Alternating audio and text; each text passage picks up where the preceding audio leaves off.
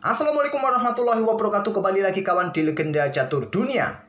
2 hari ini ada rekor baru tercipta di dunia percaturan yang dicetak oleh bocil-bocil kawan, bocah cilik.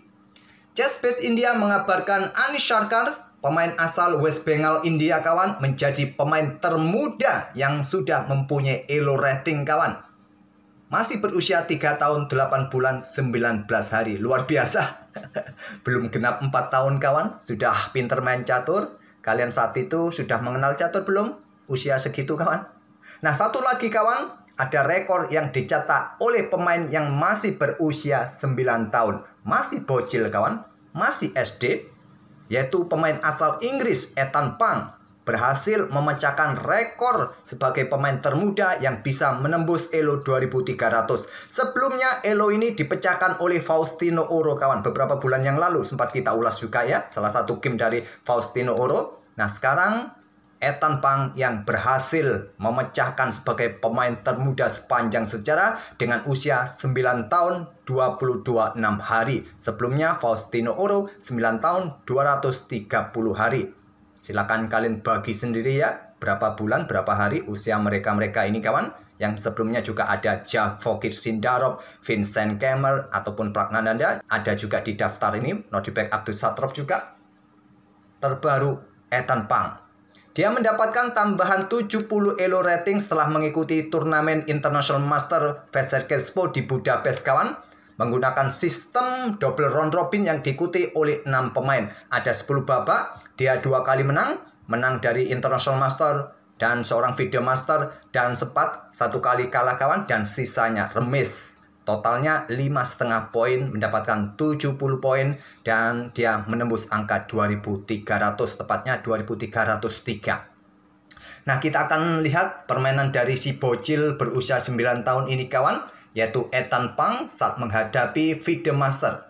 Video Master asal India. Langsung kita ke papan analisisnya. Dan game ini terjadi di babak keempat. Kedua pemain ini mempunyai poin yang sama di akhir turnamen kawan. Dan Ethan Pang sendiri saat itu bergelar kandidat master. Dan lawannya adalah seorang Video Master berusia 15 tahun. Ya, selisihnya 6 tahun kawan. Langsung saja kita lihat permainan dengan tema Karukan Defense. Pion E4 dari Ethan Pang dan dibalas dengan pion C6 oleh Imran. Pion D4, pion D5, memilih variasi pertukaran dengan pion E pukul pion D5, pion C ambil balik pion D5 kawan. Gajah D3, melanjutkan kuda C6 terlebih dahulu untuk coba ancam pion. Di sini ada pion C3, nah kuda F6, gajah F4. Sebelum pengembangan kuda B ke D2 kawan. Gajah G4, langkah bagus untuk coba ancam menteri. Apakah kalian mau keluar kawan? Di sini dengan kuda berkembang ke E2 untuk blokade ancaman. Pion E6 diikuti rokade pendek langsung. Tak perlu saya tunjukkan langkah-langkah alternatif di tahap pembukaan ya. Seperti biasa.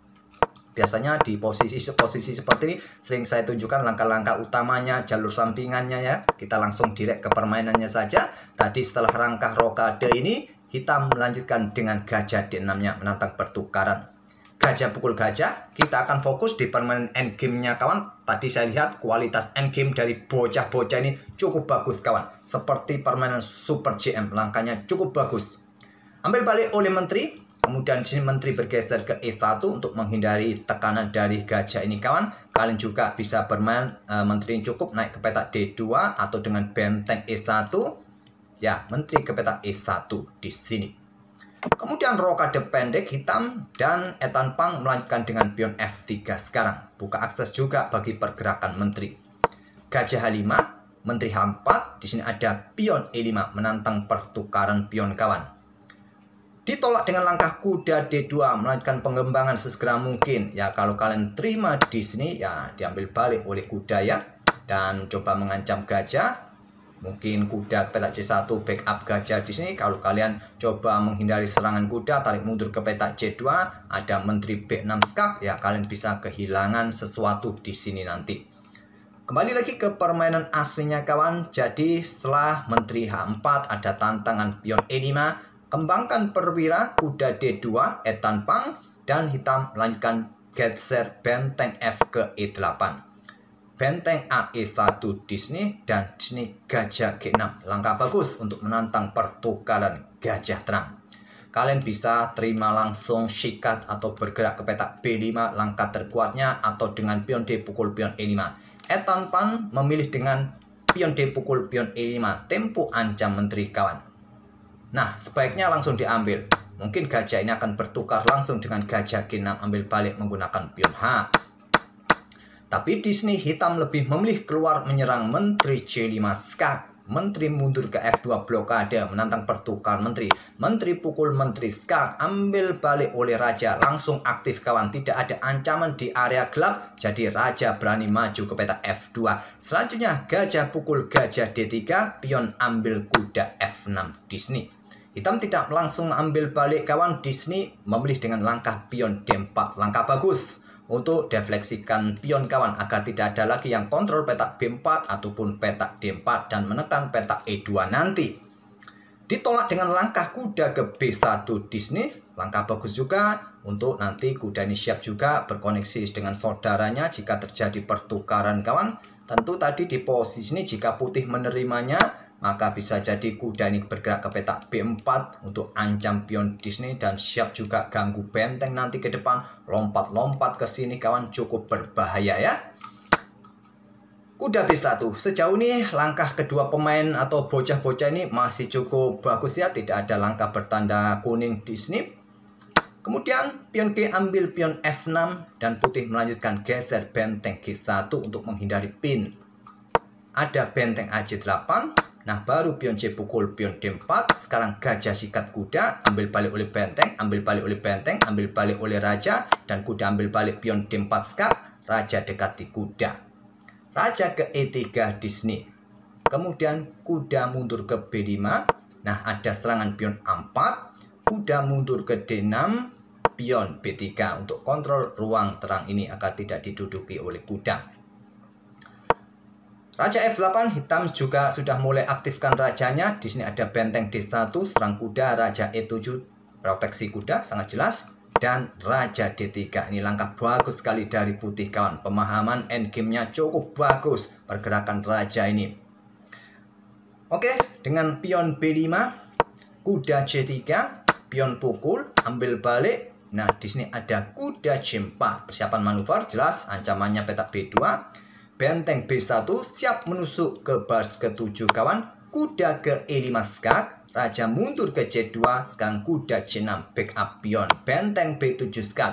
Raja naik ke petak E6. Di sini ada raja D3. Kembali aktif menuju pusat kawan. Benteng G8 dan langkah cantik. Langkah jebakan dengan kuda E2. Kalau benteng ambil maka skak garbuan benteng jatuh. Benteng kembali ke pusat ke D8 skak. Raja E3, kemudian pion F5, benteng C7 serang kuda. Kuda B4, kuda F4 skak terlebih dahulu. Raja F6, baru benteng ambil pion A7. Di sini kuda C2 skak, raja mundur ke E2, kemudian raja bergerak ke E5, meninggalkan pionnya kawan. Melakukan skak terlebih dahulu yang kuat, tapi meninggalkan pion. Karena ada kuda D3 skak temponya kawan dan langkah terbaik mundur kembali untuk proteksi pion. Tapi memilih maju ke petak D4. Nah, kemudian benteng langsung caplok pion F7. Benteng E8 skak. Raja D2 dekati kuda. Kuda ke E3 ancam pion terlebih dahulu benteng D7 skak. Raja C4. Nah, di sini baru kuda F4 jaga pion. Tapi kuda F1 skak. Pion H2 jatuh. Raja C2, kuda ambil pion H2 dan Stockfish menyarankan putih tarik mundur benteng kawan untuk ya nanti bisa mendukung pionnya lewat lajur A ataupun geser serang kuda bersama pion kawan di lajur H. Tapi langsung capok pion H7 sekaligus temponya ancam kuda. Kuda F1, pion A5, putih sudah mulai persiapan promosi di lajur A kawan, dorong terus pionnya, dekati oleh raja, benteng A7, kemudian benteng D8. Batasi ruang gerak raja agar tidak geser ke sisi kanan untuk menghancurkan satu pion dan mengawal dua pion bebasnya. Raja C3, benteng D6, kemudian kuda E2 siap skak kawan dan mendapatkan pion, diantisipasi dengan kuda E3 jaga pion, serang pion juga. Kuda D4 skak, raja A4 dan di sini langsung dorong pion menghindari ancaman kuda langkah terkuat, memilih dorong pion A6. Masih cukup lumrah untuk mempercepat promosi ya. Dan harusnya langsung dikejar oleh raja ini. Dekati benteng ya. Tapi memulai dengan pion F4, kemudian benteng A8, Raja A5 sudah terlambat. Langkah yang bagus lainnya juga dengan langkah kuda D5 skak, Raja maju. Nah, kuda C7 serang benteng, tapi juga percuma kawan. Pion ini juga jatuh. Dan kalian sulit nanti mengejar dua pion ini. Oke, langsung saja. Setelah benteng A8 tadi, Raja ini berusaha kejar pion. Pion A7 tentu saja. Kejar lagi kawan. Setelah benteng F8 ini, di sini hitam menyerah. Kalau kuda ambil pion G2 jaga pionnya, maka pion promosi ya. Dan pion ini tidak bisa kalian ambil. Walaupun ditinggal oleh benteng, kalian ambil kena skak garbuan benteng kalian. Mau kemana? Kalian sudah tidak bisa proteksi lagi pion ini juga kawan. Mau proteksi dengan langkah kuda ini ke petak D5 tempo skak.